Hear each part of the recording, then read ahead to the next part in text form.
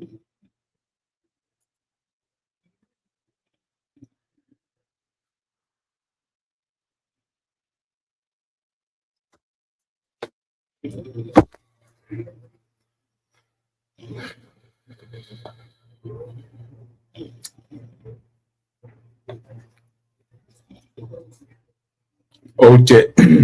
te toi whatarwhatu sa moa, I lau whita whafonga I le nei vaenga o le aso whareile, ia po le aso whareile le lei. Le au mātou tu vai mai I le aso tofaina I au kirisiano I le lalolangi. I whaamanatu ai ia le aso na tangata waleina ai lo tātou wari. Le aso na le se isi o le lalolangi le o sila fia ma le iloa le mena tupu ai. So leo le aso whareile la. A le mea na tupu ai. Pena tupu le aso tofi, pena tupu le aso tonai, pena tupu po le alawa le aso na tupu ai. Le aso. A o le mea na tupu le aso. That's the most important thing. O le mea pito sili le na o na taua. O le aso, I le anga atatu whamatala le tala o le aso ni tangata waleina ai. Pe atu le tatu ngangana. Tatu te whamatala ina I vaenga o le tatu ngangana, ia o upuna. Lea la ua tatu o lia manamanuia, o le na ua te ama utou nisi vaenga o le lalolangi o au maumana nofo ai o tatu tangata. Pe tai o mātou nei Amerika, ia lefro a mātou au lia mai manamanuia. Le aso ua ta ua o le aso maliu, ia po tatu whapefo I o le aso le eseta. Lea fua I o na whapeatu le tala, whamani atu le eseta, ia te uto uma, le atu pele po wherawa. O le lalolangi o au mau, ia ma no pia iai o tātou tangata a o maua mai le tautua ma le au nanga a lausi whonga taia fau I le nei vaenga o le aso. O te whapeatu, whamani atu, ia le eseta. Sa whamani atu fo I la so na nafi, le anga sa tātou mafuta na nafi, ia o le na ua la asia au tau, pe tai o mātou I nei le malotele, maona territory, ia lefto a mātou au lia mai, I le anga le lei whai pēa o lo tātou matai. E le alofa o Yesu, ua maliu talu I tanei, e maua I le manui ia ele, mata ua lea ele, ma fola lea ele, ma fola lea, lea lo fatele o Yesu, ele, mata ua lea, awe le puanga, awe le sasamaleta, e o laia ule pangota, a ele, mata ua lea ele, ma fola lea ele, ma fola lea, lea lo fatele o Yesu,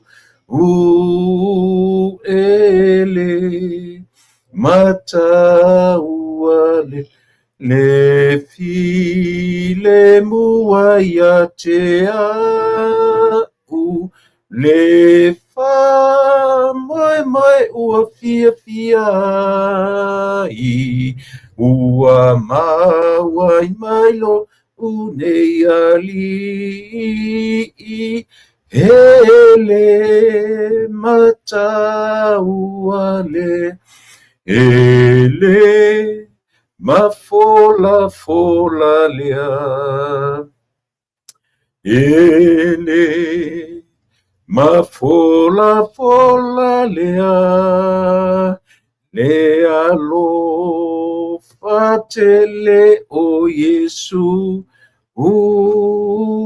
ele matau alea ele alofa o Yesu ele mafola fola lea upu o le pese ua vivi i ai o tangata talitonu i lau fio. A ua matu o iai le nei aso whaapitoa, whailonga ina e le lalolangi. We talitunuina ma vivi i atu i a te oe. We whaatuatua i lau fio. O le aso whaamanatu. E fua e tawilinga o aso ma tausanga. O lea tausanga ma lea tausanga. Pa ui le aso tolu o le nei masina i le nei tausanga. A o lo mātou langona fia whaia e le tamai. A wā ua mātou ola ma le mautino. E iai le mea sili na e whaia mo i mātou. E le o le aso e tāua. A o le mea sili na e whaia. Ua whaitau dia ai le aso. Ta talo tamai whafo i atu le vi inga ma whaftai i atu ia mea uma. Ua whaalia ai lo wanga le lei whaipea i lo mātou ola. Ia ta talo. Mafutaina i mātou ola i so se lava singa. Mātou te anga i ai. Auna ia whapeo na e whataunuina, whamoemoenga, o e o lo whaingai mwhainga malanga. Lungo le ea o lungo le vasa. Lungo le whonga ele. Whataunuina i taun unga le lei ma le manuia. O e fo i o lo whaingai mga aluenga o le nei aso.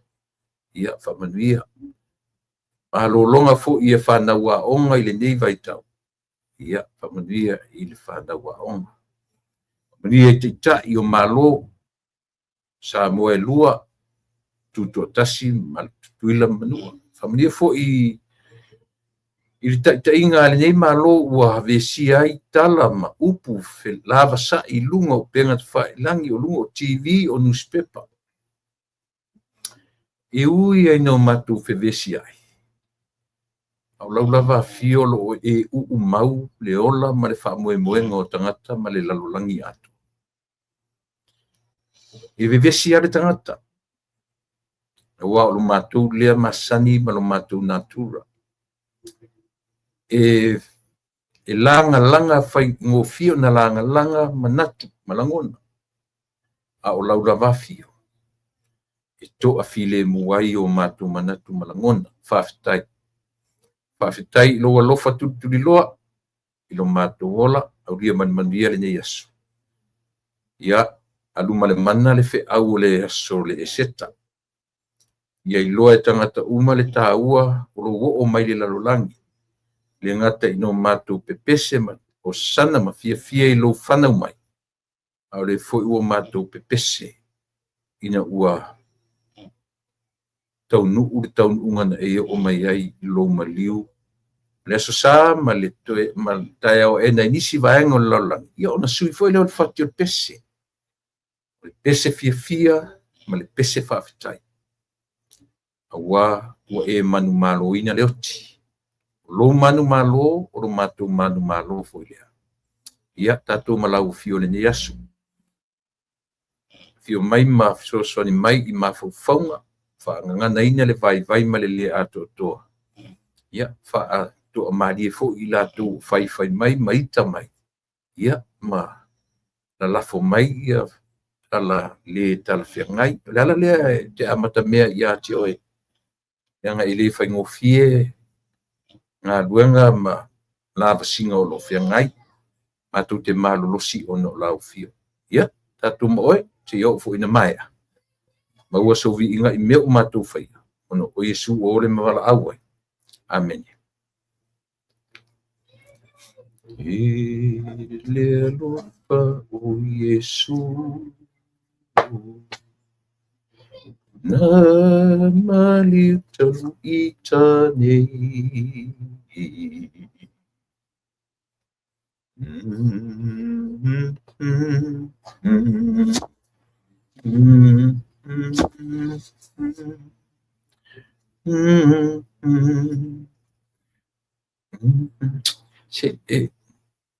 Opo ni pese e fa'auso fia ai lagona e le alofa o Yesu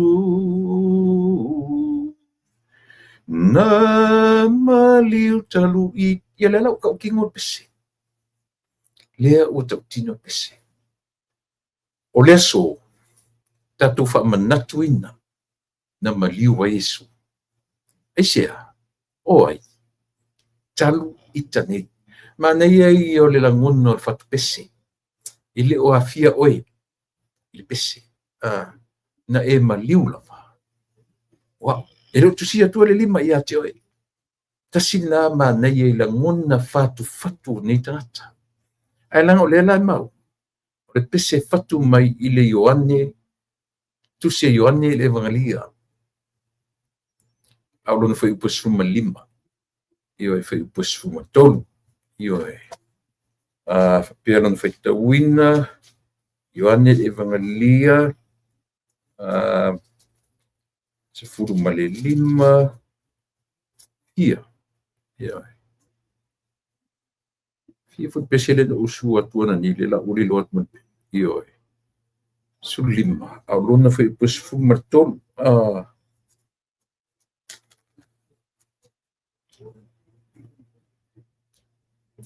Ioane sefulu ma le lima au lona fai upa sefulu ma tolu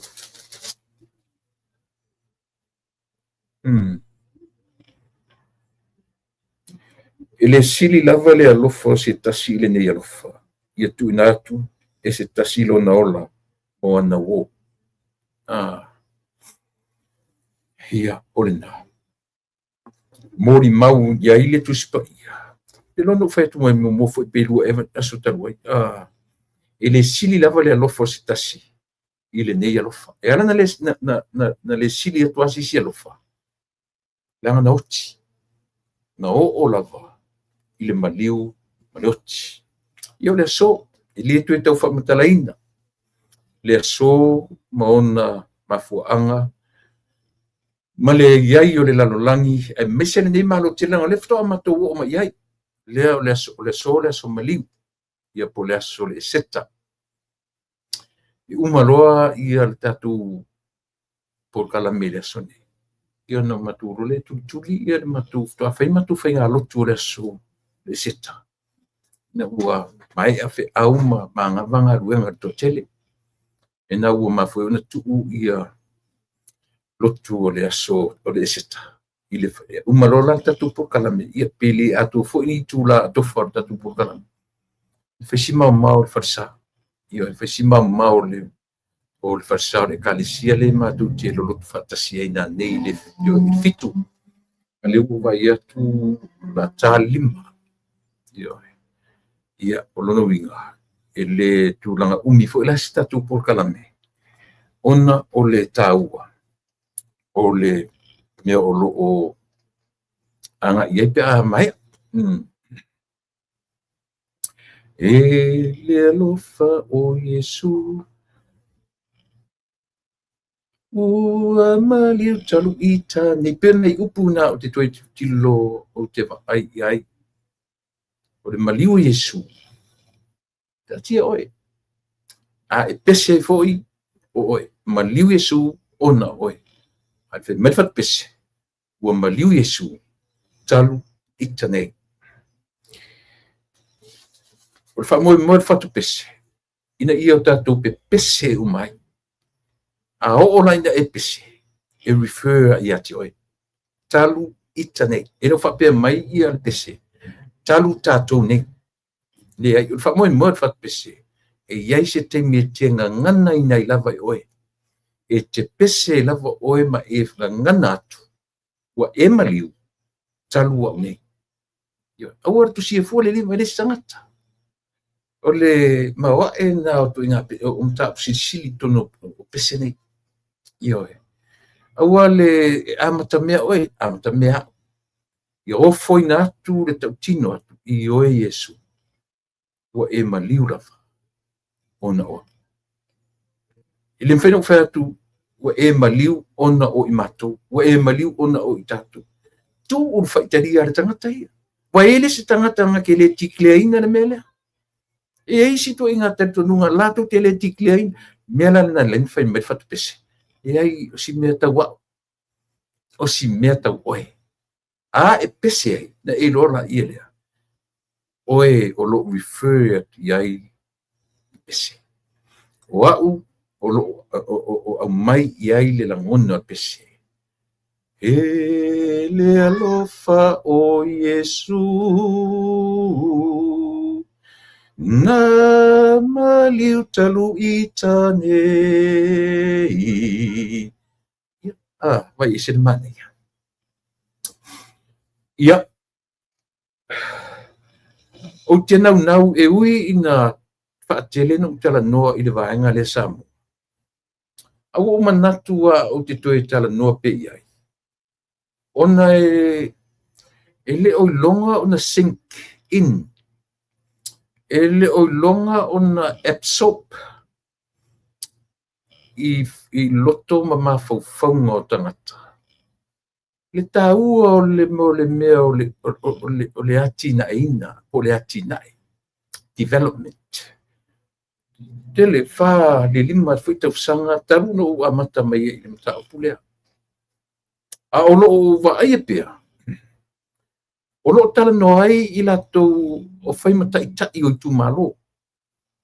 O lo tala no ai i latou o lo whai mata i tai o parmeni.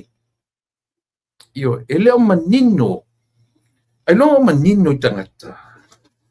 Le lo loto le winga papa langi o le upu development. Ata sisi na upu mana ia. Langa fo i ele ono no ina le tatu at nuuro na whasamo ina. Ele umwhena no au mai sa o upu o le fuai tua o le tangata Samoa. O le ati ina hae. Io na whapupu na ngana tautala o le ati nae. O le saonga o le upu o le ati ina hae.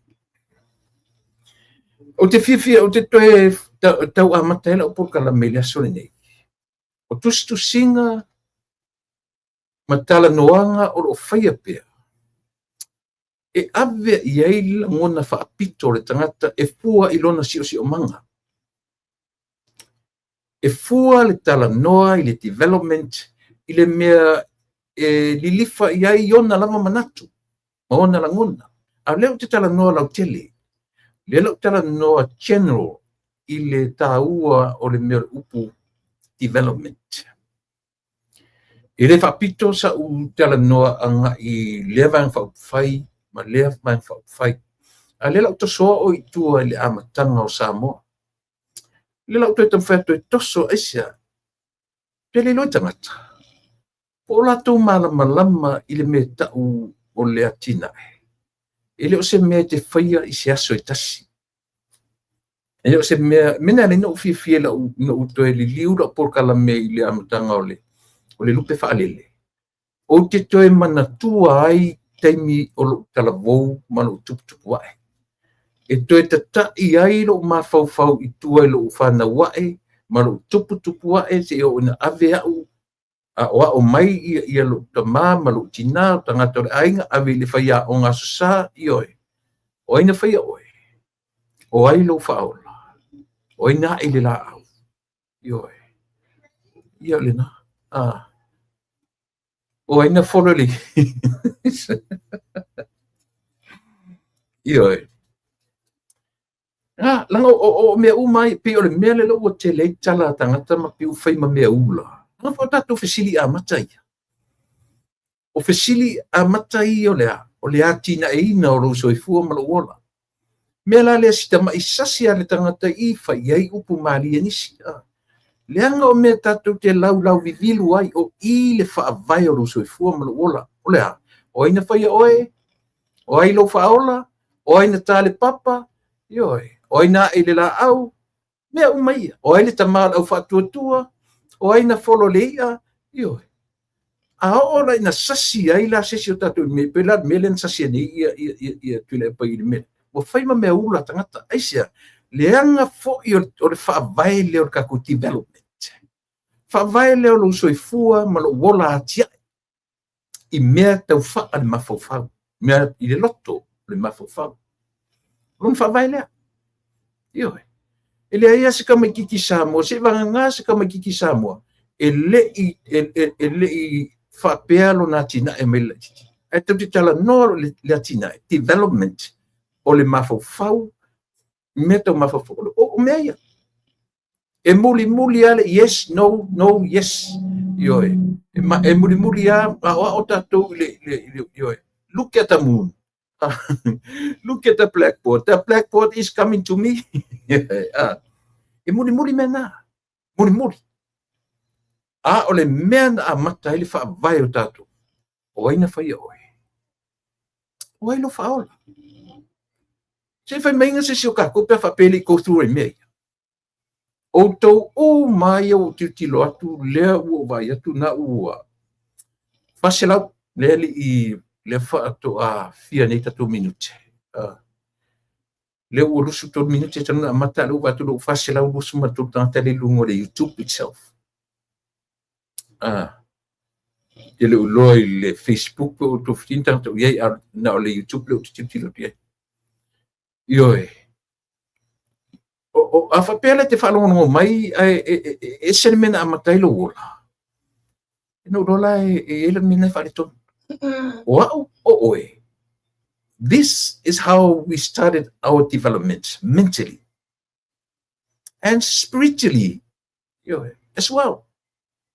Ia whapenga for the tino. Tino mawhawhau malenganga. Ioe. Aisia. Leanga o le whaavai leo lo soifua malawola. O ina whaia oe? Ioe. Aiseana maliu a Yesu. Oe vailai. O mea o maia na tapena i leola o le tangata. Ioe. E muli aka ku whapea o le atonu le vanga o le tausanga na maliu a Yesu. Le ni me tau tele. O le fesilia na mai e tātou i o tātou whaia o ngā susam tātou.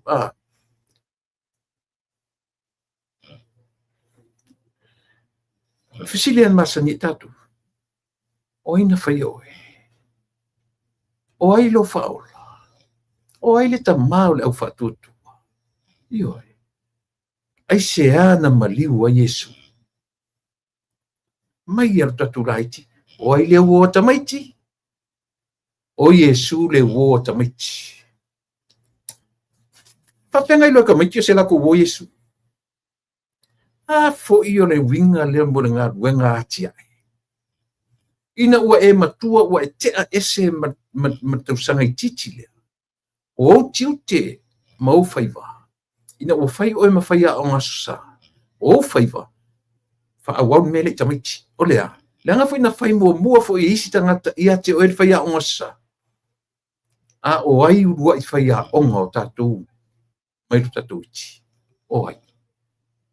Your mum and dad. O tātou tamā ma o tātou tina.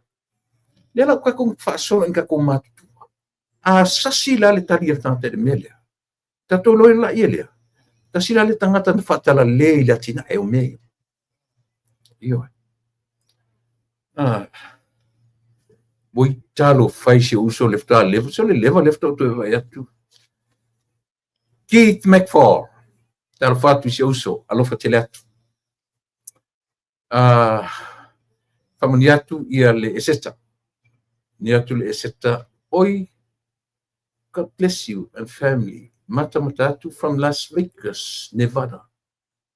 Ole te nei Amerika uso. Ai. E mana ia la ai nu stai po kofe pe afa pe le wa sa witi no fo mau. Fai lo mai. Ava pe le tsa wita fao. en failo mai so e ta filo i sia so inu sta kofi ia ole na o le uso ia Keith ia o samatu wa o nga fatasi avele tamatua ia le ale motolu tamatua ia le lau malili io uso le no vai tu sa fa email tatu failo tena tu te ala tua ia o le talfia ngai fo io le na o le development sila le tala no tatu por kalame mai ia lo tatu fa na wa fai na fai la por kalame masani langa fo yo no la mi sai ta o mai ia pia i men ia matua na fa na mai na ua o mai ia pia but born and race isa mai ola mai le langa atoa o langa atoa a over aila ile termina o tupu ai to tono lo no ma le fea lua i ioe na o ola ele i fata ina na matu o wala pef ina o lo fai fe au o lo fule le po le lima ono fitu pal i tasi le fe au ta ua tele ia tau o le alu o tina i sale longa fata o mai mo me o water hose ile ngi water hose te tele au tama i to japi tele lo tham le tele le water hose mai mali me fole le e kongeki le connecta nga le paipa ia male ngutu fanga au i oisia ale la vantu pesilo matua mai na fanga au fa yelo lima foi control lima tu si fanga au e fu yelo wortele la fa moi e tu itiel pef tu itiel pef la wala o le tana no le development o sa mo termina ai o tela o yele wafu i fefu o tela o man faile wafu i sale longa tele lopo ai ila to na uru ai faia le wafu le sale longa o umana tu ile le afu i falo loto le mea wa yai ia molio leva wa yai fale e mo i fale ta lai ile wafu fatali ai ia pasese wa yai va feo i lo temi le chichila a mai Paule me te loa na yai fale mai to sivi na yai fale mai to sivi na ave e development leo te tano toi o te matua ne o fasolo ina o form 2 o faile su e nga foile le matu e su e lea o nga mawurunga te abie wala mori o la wala io ile taimi o i foi ile taimi o tua ele ape uma taimi taimi o le rua i pamia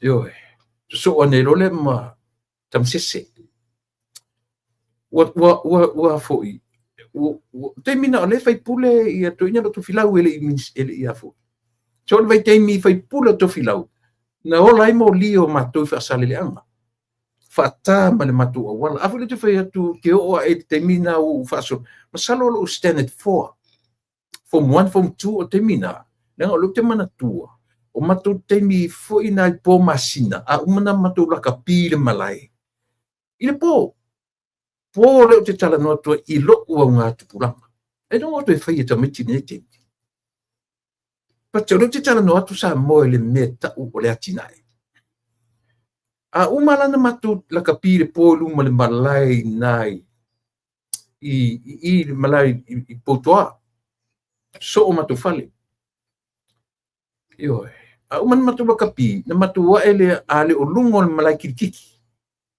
io malaki titi sa nga mo na vai tengi tau tamingo le au kiki matu si e role la loi sa papari io il pitonu o sa pali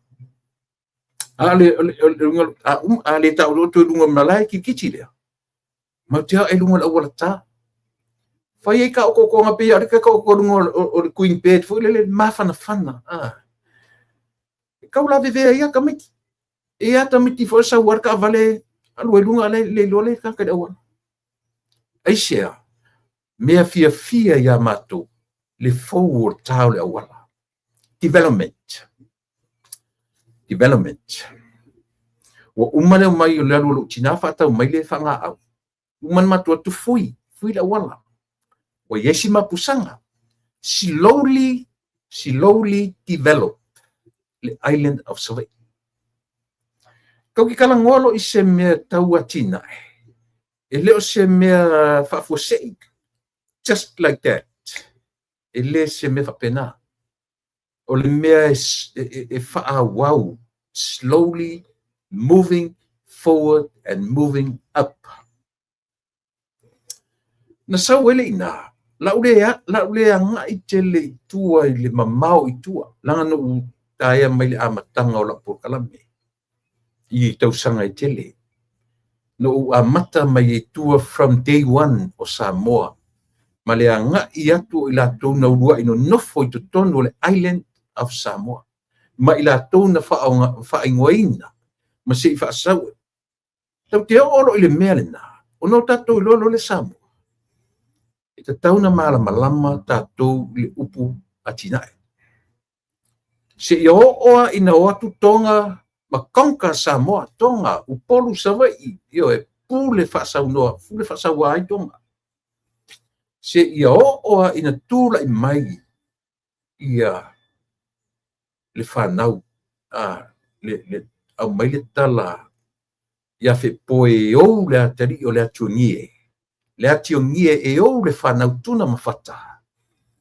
Ma se I totofi ina e a fua mai ina le swafa le mali e toa. Tau le whamtalaina. I keep killing about 300 centuli le I le vai kemi o le whanau mai o Yesu. Ia pise e le whapea o se tala le tau fua tu whapea le ai. I le afu. Tau se lau li masfulu, tau sanga. Au tatu wawaila le development le. Ina ua au mai I le temi o tonga.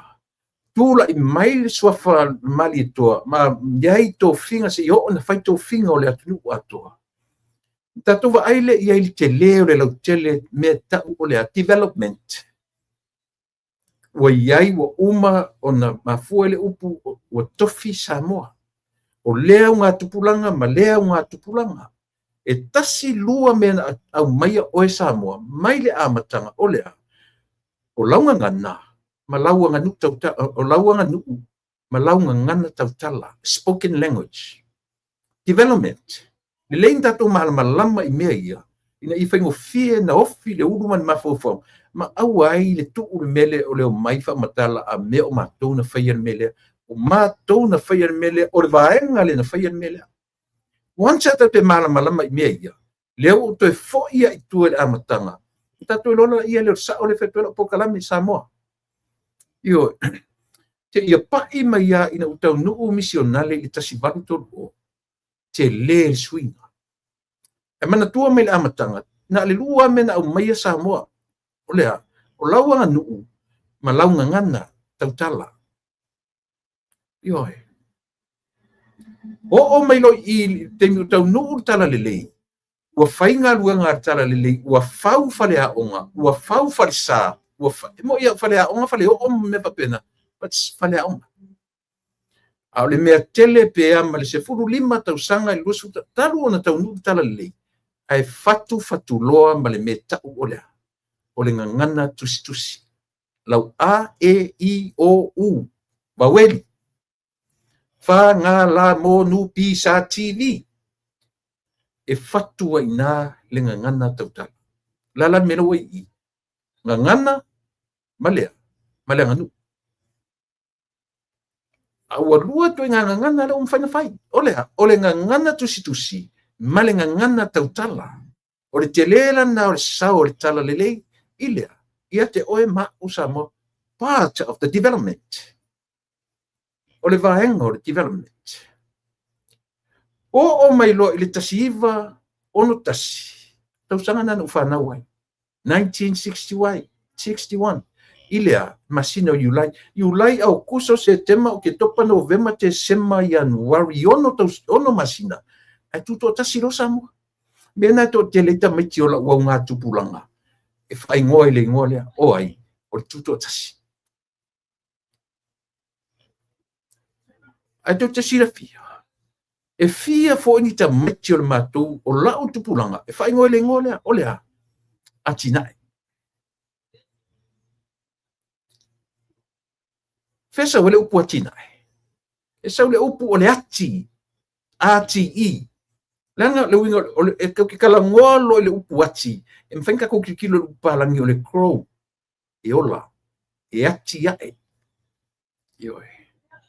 To build up. E lema whainta tō whaangaina le upu ati. Ifo. O le uniqueness na ngangana le tatu anu. Te taun tatu bawai ai. E lema whaina tatu whaangaina se upu o le ati ifo. E ati iae. Fa Samoa i tangata Samoa upalangi. Development. O mai le ono tasi. Tūto a tasi. Alu watu mawhainga wha Europa olea. A latu e male metau o le democracy. Demokrasi. Watu e whainga wha parlimene. O le whawhetai le atua. E o atu mea ia. Ua iai le metau o le atina e tele i Samoa. E taunu watu mea ia. Ua mautu launga ngana tusi. E o atu e whai, e tau mawhai e whatu se me tau o se whaavai, tu la fono whaavai, po se constitution. E le mwhainta tu whai a tu talinga. E o atu la tangata ni, ua mausali ma mautu launga ngana tusi. Part of the development. E sa apa se? Le lei al kaku le afo, kaku o i mea ia. Na manino ele malama. Io e. Io o mai la le temile nei. Sau lo le ua i pale mia. Io e fia me. Sa fai fola na maenga. E sau na ua iei i wafu. Ua iei na vale le faleolo. O le ane mena fai e pale mia. Fa awau. To continue. O matu fia me sau le si pale mia. Tamsese. Le rofi de fa. Lan men fai tamsese, fa awau. Io. O matu tamsese, sau tupua tamsese. Lan men tupua na fai, to continue, fa awau. Mea uma. Io. O ye mea fo o fa popo. O matu tamsese, ia tupua, sau vai kolone, do the same thing. Fa awau. O matu vai kolone. Sau fo to filau. Mela vale tasi. Io o fa awau. Tu o lima tu lo ia tu lepa. Ia la pepe se tangata ia termine. O matou. O matou. O matou na fai ele melea. O matou. Oi le eu atemine. O ngana fai mai o mea uma la samo. O mea uma na fai ele ja pipi. Na ko fai ngi waf. Na ko fai ngi fane mai. Na to watu ele ngi fane mai samo. Se ma fau se poko ia. Popotoia. Ora fa valea umi. Io e. Ora fa umi le meleola fa valea. Io e. A fa longo atu le tangata ele o kele sanga isana foi. Sona sao ele development o Samoa. Se filemu. O que kala langa kele no sao ele development o Samoa. Io. Kele no sao. Mai tu tau le fa mtalatu. Tau le fa mtalanga mia. Io. Ia e sila fia. E o tamatiti tangata uma o le atunu. E tau fai tofu sao uma Samoa i le development o Samoa. Ua tala no e mele, se sole se o ke ingiro fa longo atu. E fai tala noanga i e sau nei. E le mawhai. Na manatu i for tangata. Se pi ma o se. Na ele mele maliwa Yesu. Mele no amata tu pesene no pesto nei. E le alofa o Yesu. Na maliu talu I tanei. Melenga maliu a Yesu. Wa. Helen melem fayungu ka ngufo mo ka kilo mo fa pe fsol. Ya ku yele me lusi vale. Ya tu yele me fa. Me ka kele ki vine no fa pe o le. Fai ko chao fai se ko chao la matulang lang wa. Yo. Le ai ma se taimi fa pe fo si a mes wa u. Wa. Yo. Pa wa me fi kele wa u na fai I. Wa na fai mele. Wa na fai ai o lo ile taimi mali wa Yesu. Fetu ona mali wa Yesu. Pai mai lo alu lo le upu numero tele. Kako. O tatou na mali wa Yesu. Na fai o fia wa le tate lafi tu tono le upu fa numero tele. Tatou te la lafi se anta tu atu. Matau tino. O au na mali wa Yesu. Fea na le so. Yo le alofa o Yesu. Na maliu talu I tanei. Lolo ta mi milo nei ia le. Le wai fa for fai ngā malanga. O te teifonu. Mai fai lau tusi. Le oe baai. O lo fa noa noanga. Anu bitai au narila. Fai por kalamer to tolu be I Australia. Whanau noai. Ioe. Ua mai lunga o le mawhauwhaunga e o mai tufala tu pepalulu. Ma tau mawhai e whaau le ole mai I tangata o latu supporters I Ausitalia. Le foi lala ta milo e oi se tete fio o fefoi. Tonu o Australia. A solo Australia. Ia ona. Ta lofa pese. Ia feta o ele uso. Alofa tele atu. Manuia fo I o tiute mau whaiva. O lo e whia ngai ai ia I le tau mwhainga lava o tatu pitola au I le whaingo fie. Paftai tele ia le awhia mai. Ia le awhia mai ia. Paftai fo ia te uto malava. O uo mapaanga tatu por kalame whai na awhia mai. Tatu tala. Ioe. Ia. Faso mai lau ato pona. Faso atu fo ni o talangona. O ila, no toi whapea. La toi, la seu se le va au tangata nei. Ma toi ngā langona I whai mai tala noa le meo le atinae. Tala noa I le leadership. Sau whapea au. Ua malama tangata nei. A le lafta ulo nei. Ua malama. Ai musu e malama. Ioe. Ia, lela e o mai lunga whaupua se whaupunga sao. O mai eisi. No mai e whao ngā tu vai mele la ngai mo le tele o tau tala. Te au mai malanga. Ale whatuatua I le atua sa mutasi. O le tele I o le mau whaamatalanga. Tele I o tala. Mai ia la whau o tu le malo, kia I le malo ai o si o tupe. E ti ngā lavon wha malama matu I tangata nei. Le ai o le me se iasi matou. Le anga o le whainga malo e ieli tō whama le uta, e lo loto tō whama le uta. I le whapea na o le fasili mai. E te tau nau mai. E te tau nau mai se ia, se o matou whafsanga I tangata. Ioe, le ngai whapea nā me o le sacred space. O le vā tausi, o le vā paia, o le vā tangata. Ioe.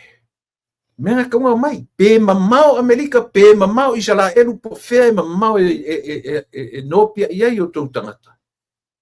Find a way. Find a way to go. Aisia, ele whaingo fie la matutapua inga. Ele whaingo fie la matutapua I mamau atu. Le tu I atu le mudpapanga matapua I o tau whaiva. Ioi. Matu te le wheau ni tupe lafo atu I Samoa. Ai le whaingo fie. le ala i le tō whā a tai o le foi tu. Si o mato wō.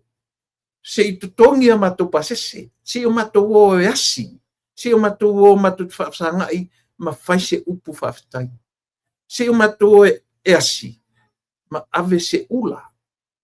Ma ave se talo se ulu se ruau. Ioi. Ma ave po le ase mea. Thoughts count. Ele o mea ia. Ele o mea ia. Ele o mea o mai. Ele o mea vatu. Ele o le avatu o mai. Ioi. Ele o mea o mai ma malanga ma mea asi ma le ai. Ele o mea na. Ele fia va ai tino atu. Ea, e lo loto le tō whā. Se i o mai. Se i o tatu whaafsangai. Se i o tatu pati ma pō. Se i o tatu pepese, pati le awa ma whaise i oe. O winga nao tangata i te tele le tō whā ma le whautautanga. Ai au mai fo ila tangata mai nei. I oe. So lele sa vadvari mai. Ele sa vadvari mai. Ia te ele loa ele chapipi langa ele ina tele au tala ele whaina latu whaise malanga mai le ni latu talangolango i nei. I Amerika. Ioi. Le winga le lau tala. Tau te olo le mea ta ur development. O lau whautuanga ia autu. A autu o atu tau te aisi i tangata i tono Australia. Aisi sao.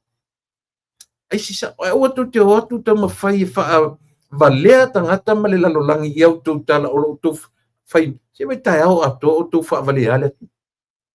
Ioi. Tai au atu. Le iei ma upu leo te tango tu susi. Pai mai mal upu. Ki ngā lava na mai le whai unga le wha msinonga. Whai mai wha maonia ua mālo tātou i le keis. Upu.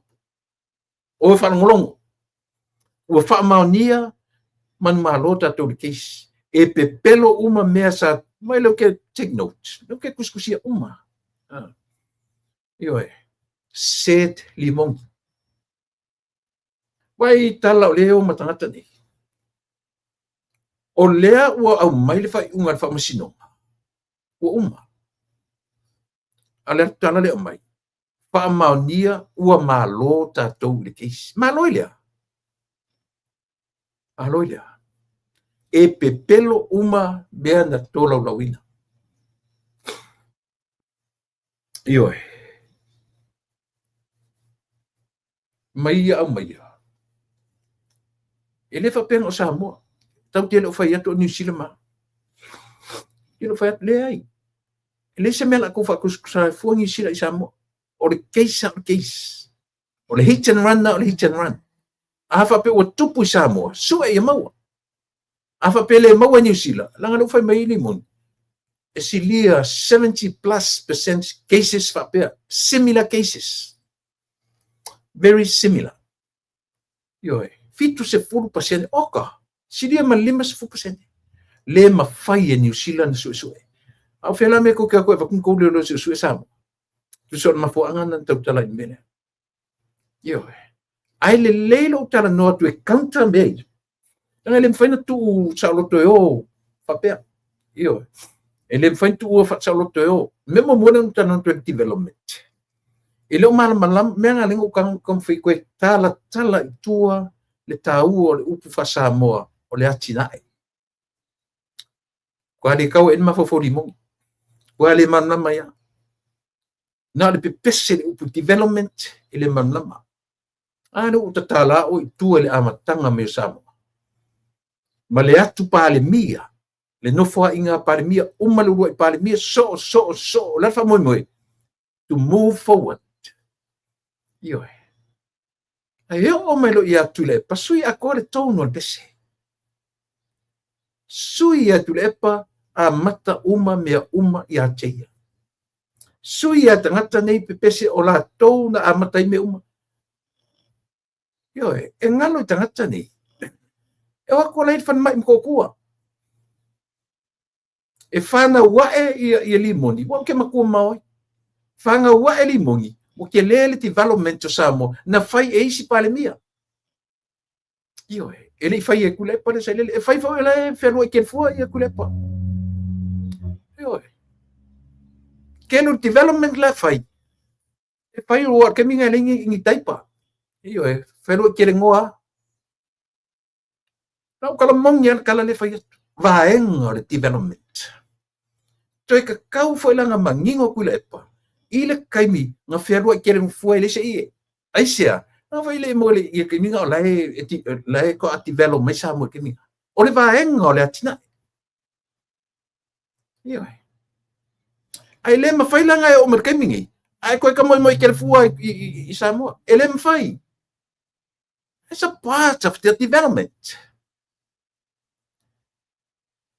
Ioi e sa pe se kala le fai atu sa si vanga na la tanga te mort ke ri e fa vale fa senga meia e le fai no fa foi la e ese an ma fo fo ngorta o le ngani ka kia ia mea len mata no to na po ma le fiu e le ki nga ka linga le ka so le upo nga oi ale ai ia nga oi le mfinga fa nga sia excuse le mafainga va ai le to ale pula ma va ai ile mea ya so le atina ele tu ele mafainga fa si upu e fai ma me tote io li poi ai upu le atu no ma se ka ko sila po an si upu ka fa ngai e ngai ele maru ai ale ai ele nga oi a se ure ngai upu ka so io ai poto telepoint lima fa mi ngoi ai ka ko se usul upu te se fa nei ma liu o Yesu talu itanei o le poto fa lau tele pese na maliu o Yesu talu i matong nei o fa lau telea tu sao io o oe na maliu o Yesu o au na maliu o Yesu fe au le na o le so maliu io o tase fia na fa lima ua fa na tinati tu o Yesu tu tonu o se no fanga ia aua ne tai for tane le ono o lunga tino i la tone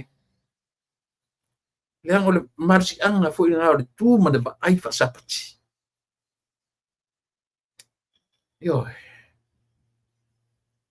o le telefo le na o tatu va inga le o le fa na nati o me umaia e taua ia i tonu tino maliu nei tunga mau a o le yo o mai le tula o le sapati ma te le for sapati i te yo tae o le fiafi ma tae o le aso e a mata tu le fiafi pe e fa solo muri fa nga i te ai yo foi fai tau o tangata yo for tustusi ta to e lu mai le left to right from right to left pa pe na foi la tu fai tau mai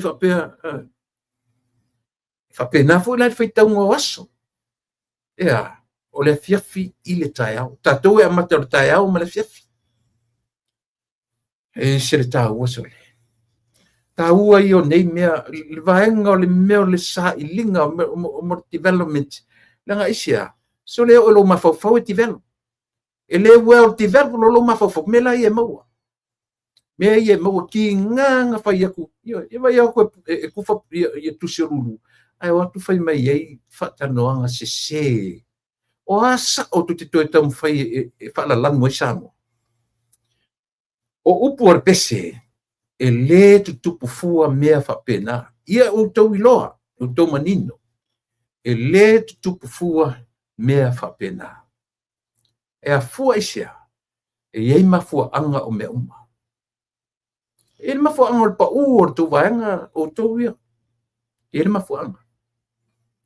Se mafau toa. Mafau le lei. Iyo e. Mafau toa e manino e. Ai leo le fai atua o palalure mea. Ai fai a. Iyo e. Ia le e feita fai mai. E si te fai mai. Ia. Se lau le masfuru talale na moria nei. O le sui o whanalili mua fui mono. o fui mono foi te na le lima sfutala ai na lusi ai lana e ala mena fai fui mono o tangata na watu lo na fali fui mono tu e tupe pe se furu tala o la me fai la men fai na ave tupe ai ala i le parmia ele tu ua ele li parmia se lau lima a sui parmia se lau lima sfutala ele o se lau lima sfutala ele i hand over ina ele sui pale mia to lupe se tu ele fa peatu to lupe ia se lau lima sfutala ma fa peatu ma le sia upu le fa mai de fa ia tu ta tele ia se lau lima sfutala ia mantua palota fa fe na to tanton wina ia to ingamia asau lava la tangata mori mau faila na mori mau tala pelot na fe ai fa ia se tala fa pena se tangata ka ko ia fa pena talian mele o mesa fa ia to fo a fa ina fa fano lima o pilato le fa ia mo anga ia tu email lang o le so o messages si o le vai so ne o le a o le fa masino io ua fafano lima e ar famasino ua fai atu i ailon tōrua se aua sole na o porlonga ila o miti na fai na po le tangata na ua e famasino ina o le tangata ele se sala a oe ia au sala ia pila to pa fena famasino ka kanga sala tangata ele se sala ua makuale palenia the equation is not balanced at all. Matuale palenya ile equation. O toia ai mesha kamalo limong. Nela ufai o le lofa fa yuso le fetetio. Ma ai ya esila fia. Pawana o tangata o le li o na te tonwina oe. Na le li interview na oe male fai pule le te ofo e ta umelan tautala se ta i le tão ta i se tu mano ele fa o a me la representelo fai ma representative o nei tu mano te tunu fa fo eu o te tala me fa tu fe metala tau le lo festa eu kako kalango i memo io mele nga ka ulangi fa me nga fa fa ko senga li kali la audi anga o wa fo o kele kalianga lenga isia wana fa nga inga le window lenga nga ku lunga la vea fa la vea nga nga ide ingofo le la la vea ai mane e lunga e suile io se timing wrong place ile o fa fono fa tu sen io wala la luongi la luf kangi si me ostali sali ai se kako ficou igual eu agora nela luf kangi si me ostali olha na o te lo tusa ko o ai stupe ma tu fa tu sirulu se fai pe o no atu nga leanga o malanga fo ia ba ai limoni le la utara no sa o tiati le uso o malanga fo fa pe na e alu atu ai Australia fai ai la utau tinonga au le te fai mai le malama ia la auli ile upa langi o le trisen o le fo malo o le tu te au mai le high level fai mai se longo le meo tia tangata ti longo fo malo o tangata tu mafana ma vese tangata man malo ba ai o wata tu te va ai papa u le upu trisen o la melen fai Australia momo consider o le trisen manala fa tali ai le o tia o stem o le to wofa fatu o fai le tino au to upu fatu o ato upu fatu na fai tu fatasi te to malo su e tatu fon fitalai po u le malo ave ese le palmia ave ese ia vanga ia tatu o e fai le malo to tam fai ave ese fon fitalai na laina su e to fon fitalai ale na ela tua io ela tua fai le declaration to tono Australia lo ni upu ave nei, o le tātou whonga whetalai lea, uma na topi uma na wheloa i mātou mwhia me.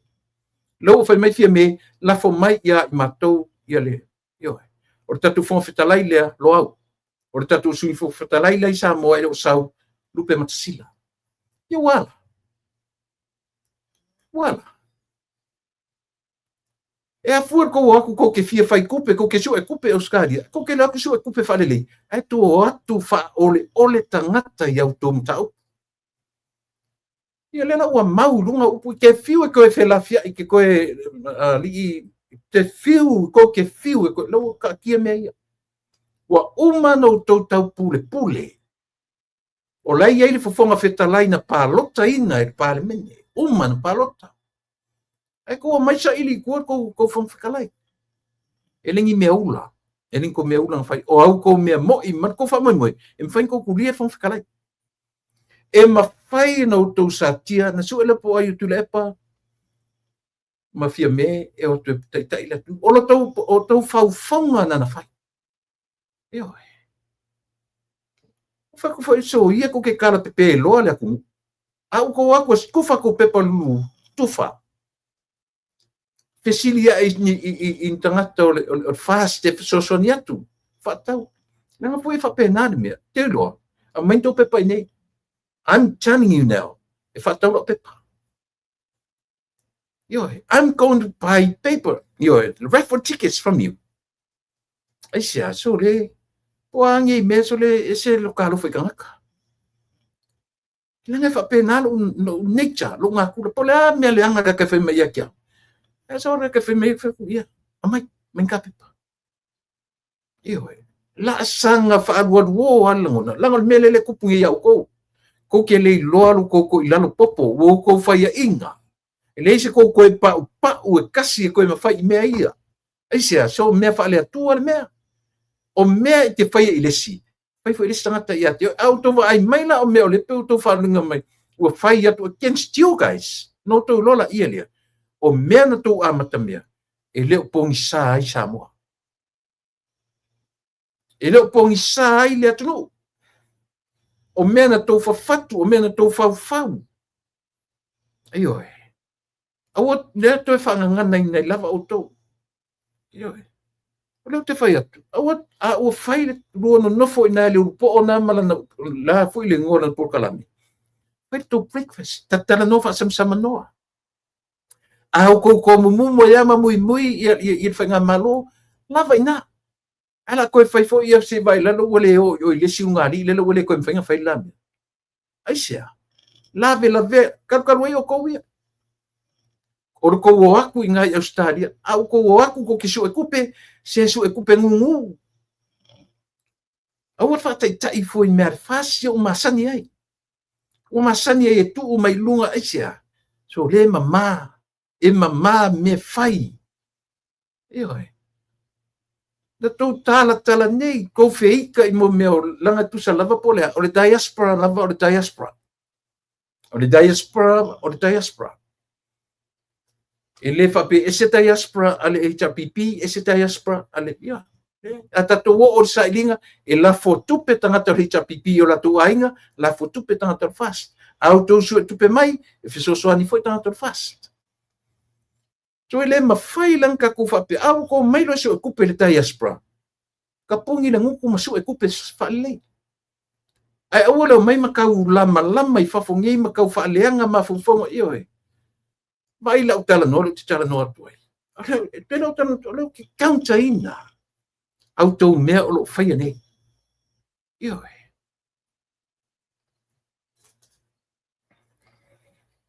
Te vai.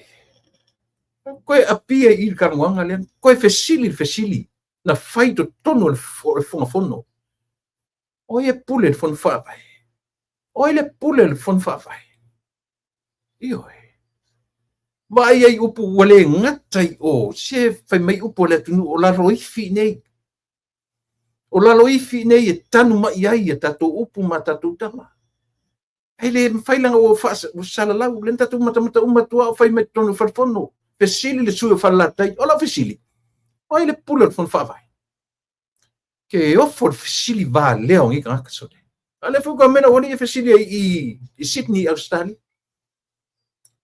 Ole fa Sydney ai ole bala ausi to ina oi foi lengo sto ina. O mai fair. Mo Sydney fa ngai mai fair. Wala mai fair la fa ko breakfast ma fa yo. I ta foi mai fair ko aku o le pole ai le yo. La foi sidi foi siang foi ka fa le ngai malo. Wala mai fair. Yo, masih ngali foi le ole mfento fa le la po kalambe.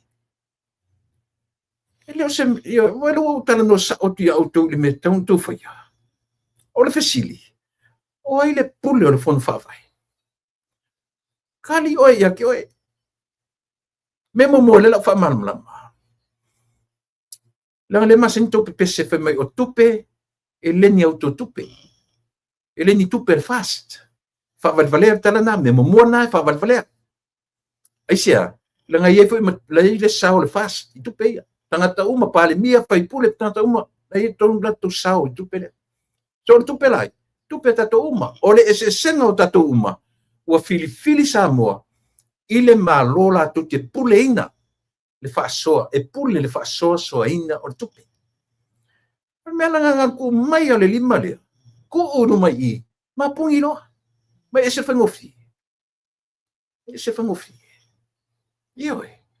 Ele o ia te o tole authority. Not anymore. Ioe. Not anymore. Mai le to yo o to ia te o to si lo nga tau te feoti tu manila langi atu na o mentu pulanga fo. E umalo vai taimi fai pule limoni ma oele ma elua, ma lupo kala me tau fale anga na me Australia. O mai la o to fai e church la por kala me ne fa tu temine. O tau fale. Eu te kam tainga na ori. Ma tau fa mala ma isen manero fa mala o le meta o development mai le amatanga o Samoa. Mana ya? Yo. Lena. O le tau fai mawa e tu tatu te. Ini on vala por kala me au tua ia I le lotu. Na. Na foi tu fai tu o matu lefto a fai matu lotu le po. Ini le fitu le fiafi. Fai fa manatu me se silunga I ne te o vala tau talatu ani. Ole le winga na no tala o le pai mai ia le lilia electrician ia e malama limoni o lau o le malanga foi fa pena la tu Australia ma e tau I Australia ma e io e ina ma e fa peatu o le manu lau ti ale vaenga tatu le nei HPP o le tatu manu lau ti mai le amatanga la o le tam fai talepe ia fatuatua I le atua Samoa tasi. Ke fiu e alo lawa I lunga, le kaofi I mau mea ia. Ke fiu e pepelo po ainsi upu e pepelo ai. O le manu lau ti a tatou ale tatou vaeng whai ele. Ioe, manu lau ti le upu whaonga. E li whaongana se upu ana vatau. O le upu manu lau ti. Tu salele ia upu na elu. O le tatou manu lau ti ma le aunga au te le tatou vaeng whai. Ta lepe le fatuatua I le atua Samoa tasi. Na se tau manu lau ti. Na sao. Mena e fiu kule epe e kau kalapelo nga upu makala. Ne wa sam ka I kanga kamal langi ato. Ioe. Ke fiu ke alo I mea ia. E te fiu ke alo. If I were you, please admit. Ioe. Admit silo e maku urolo waru I fafo makau whaleanga le langa keika I le parimia. Kusalele ia lo roto mal loto tu lepa. Ioe. O ruo ni tangata loto pala. Au e loto ua leanga. So se sango se tu mai pot pesere lupa. Ioe, au puna ele tutupu fua mea whapena. O tasina upo pesere atole. O au upu ia limoni. O au tala ia na whaalele tono Australia. Leu tahawhi te ia lua latu na uwhai ele tangi a te oi mena. Ia e mautinoa. That's a pure nutrition. o tau pulenga leanga. Io fenka o pulenga o ko manga o sui le malo. O a kofi ko fong whakalai, o lai fong whakalai o le malo. O tō mai whawhatu ma whau mai mea ile a matanga o fast. Se i o a ina male per fast. Ina vailuaina. I hate to use that word. I hate it. I hate to use that word. Ioi. Tele taliina. Nanga isia. Ele o le upu te fia whaonga o le vailuaina. Vailuaina isia. Loto elea. O auto faunga. O loto fau malo. O le winga leo tau mele na fai. Tau te fōua le malo. O ala isi upu to te nofo. Na o le tau atu tutu ma whana ai tau mwhai su le malo. O le menga ka o le tuition ngai kam whai whamta. Ioi. Menga ka o le stupidness. Lena. Ioi.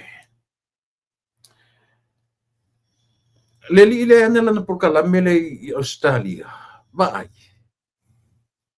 Tau te fiu e lama le malo. Ma mele lei o whaia e le malo. O afo i pona ma tua inga na tu tam tua ia ai le pale mio samo. Ma ai uto. O le se senga o to ma pale mio. Tu te pese vai. O la por kala me. Ele le pe ona u fai do atu. Talu ona amata mai i le iwa tau sanga taruai. E a matala por kalame. Ioe, i le tatalo. E le lela nau tango wha matala. E a fua ona u amata le tatalo. O te malama lama i loo tu e ngatangata. O te le ato atoa. E le lavalu malama e le lavala unga ngana. Whia ngai e mautou. Ao i. O si tatalo lea. O te malo si ai. O te tautala ai. Na te whaangangana ina. Mena leino lea ese mana amatanga lea. Ioi. Mai le amatanga e le leo le porkalame mea uma. Mana amatanga. Ale se senga la o tau mana fionga le li pale mia. Tau te, you people, you use the name of God in vain. O te fia tele whaongane mea lea, toso mai Yesu. Toso mai le tua i metu te mana na oai. Ioi. Haile. Fatu susala uto ile li parmia. E tau tala le parmia i mea ia. Ai tu te vai. O le lotu le taia, morning devotion. Fai ia mo meo lotu le solulu o le tau le mea. Anga pongi. Lotu a fiafi. O taimi uma e pipi ia i le mele. E se a pipi ia i le mele. Langa foi lei lole lei e rita i o le malo. O i na tu malo ai i lato. Fafela na whaangalo le mele. Fafena ngalo mei. Fafena o ese ma mei o anga pongi me fapena. Oi a tu malo ai o ese. E le alofa o Yesu.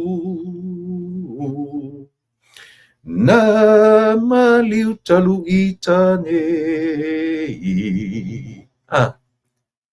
Se tau. Tau tino.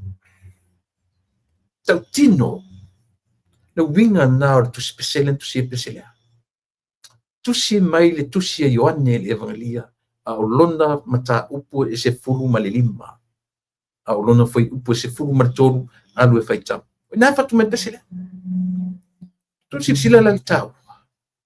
Ai tangi o le afa pertangata ma fa pe atu. E lo alofa. Ta fio lai lo alofa. Ai sea ua e maliu fasia e whapea. Ai sea. E kusi elo li mai o. E tusi elo li mai o. It's me. It's me, myself. Ioe. O hau. Me ngai lea inga kaku pepese. Pepese ma va ai le lei iai. Ioe. Pese ma ai le ia tatu mana mai le ka ua yo pese nei ka ua ia o le loloto ia o mata o sili tu tono pese nei le lo fa kilo e ar ke mio ke ngofo mo pese fo le ma le wishful thought ka fia peilo ta leo o le leo o ai o Richard Parker io ta fia peilo ta leo o le leo o Willie Tavita e toi pe fia peilo ta leo o le leo fai tete man pe fia peilo ta leo o le leo misiruki e to toi ma fofo wa si li ka ufo le leo ta ua ta tino o le na e maliu Yesu talu pita nei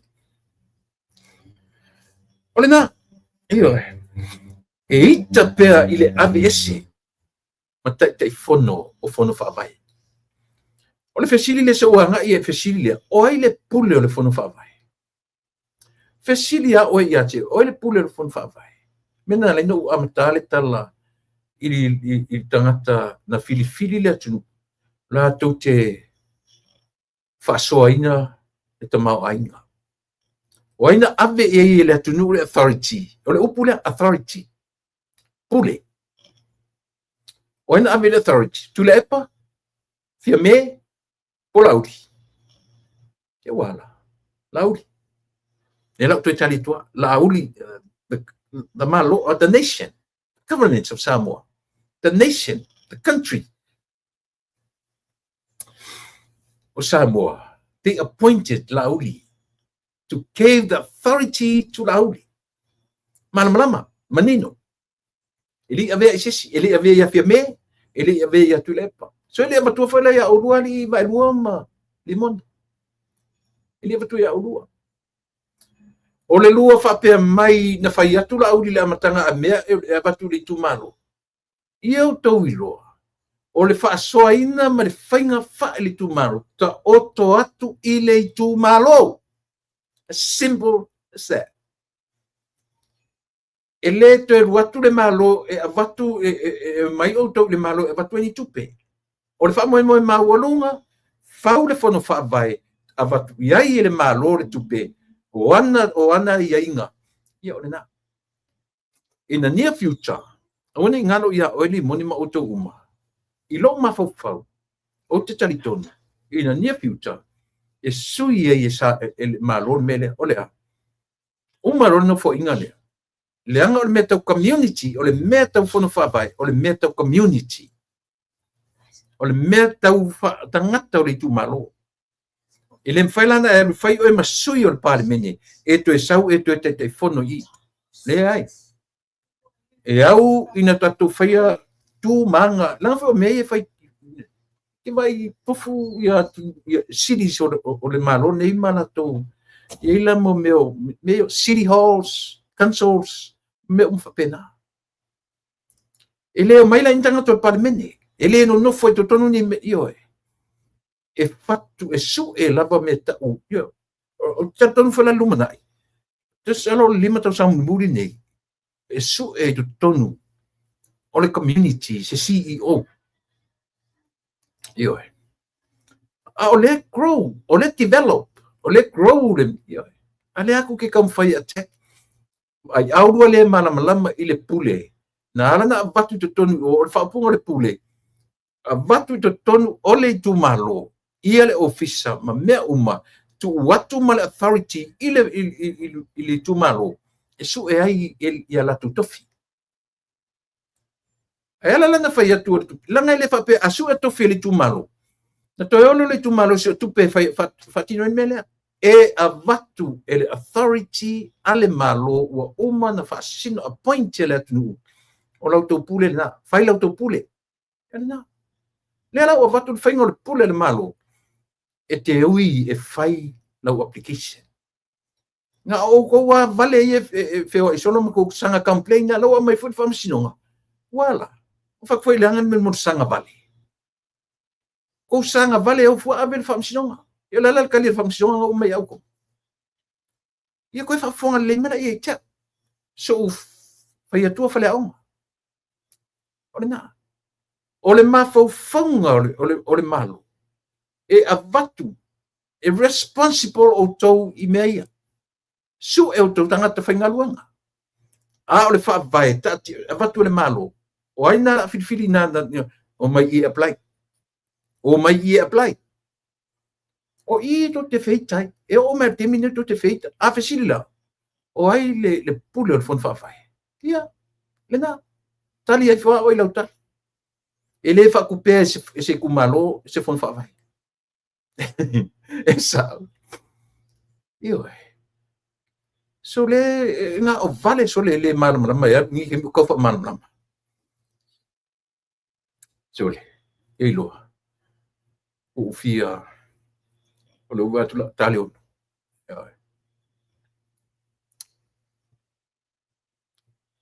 ia fai mai la limoti e fai atu le ai o nisi male o ese tangata a fe mai ma tom tu asali la o se fulu lua le ai o numera na o so o Yesu io mai o le mana ia o te nau naua o te le nau to ese nisi male japipi e ala nau nau e nofo peitoni o ina ia mafai ona iai se solid fo iling o le mea opposition ia solid se opposition la tu te angai le malo i se vai to poka la metae au ato pau le to mena fai o le faaleanga o le fionga le lipale mia io no e no fole fai mai e se a suia e le HRPP ni tulafono mani mea le malo tala le na saulu fofonga o le uso ia siasia e si tau wha utala tatu ia i samuli ioe tu wha utala tatu ia wha utala tatu ia i le meo le whaitala le ma fau le leipu o le utau talai o ia awa ia eli e whau masoloi mea kasui ngei i kulepa e o malo kai mi umaila po kala me le whainga umanga ukala ua se tau tala ma fau think before you talk ioe think before you talk think before you speak ioe leanga tele le ngamea ia ore na bai tele lo ufia o vai tu teimi ma li finangalo ua talo teimi faisi mamao le fasa matu tiu se tayo ena to e fa o tatu por kala me ono malolo la ile so la sa i tatu to e filo fo ile so fua pe uma na nei na la to e tatu por kala me o le afu o le fofola le fala mal pale mia ioe ona nei ale tonu ona io pe uma na nei langa le faia mai an po ono winga la na nei ia saunya la ia fo i mai la urotu na nei ia fato mata winga nei ia e Samuel atu pele ole nau ta inga le o si fonga o ta ya foula na por kalame ole tama failanga ele shava no amauti tu atu ai tote te uma wina ia le langa tau fase o faia petanga tani a fa fonga me la utala no le sonni mai ai lo fa mala mai no upu development le ima se meta o fa leanga o yai le ima se meta o se tau fase pau le mento fa longa mai tau o le tau fa sa atu mea le aula i fefo io mai e lo li moni le na ua e te vai e alia e le mele te tala no peni po ia ti ina ia ua faito case o le trise mo lia male e te vai e alia e lunga le mele te tala no po ne o lo walu ta u le lalo langi ua tofi to fon fetalai ala e fon fetalai el pan mene se kofi foi langa ko fon fkalai e kofi ko fon fkalai ko e kofi ko marsui fon fkalai ko fa kan kanila ia le meko ko attack le pan mene e fai o ko run o kun mano ko kilo la ko ye ole ala le si fa mano ko fa kan kali ma ko fa nga ia ala to tino ole matu manu lo tila that's good enough ma yuso that's good enough ya e si le fia mena ma e te do le taunu unga to te taunu ia anu ia tele lau fafonga sa mo tatu to filo i tai au i le temi lava le nei tai io e mo temi nei fa ni atu le seta ia te latu le seta lau fionga le lipa mia ma lau fatua ma lau kapeneta ia le ao malu le malo ma masiofo suia fono tofia o to fatua le pale mene ia le fon fitalai ma le pale mene ia tu le epa ma le tua ngai o ni atu le seta i le nei tura laso tatu te filo i le aso tau u le lo fale li te ia le soifua ma le ola mo te minei ia o te fa to fa soifua tu samo ia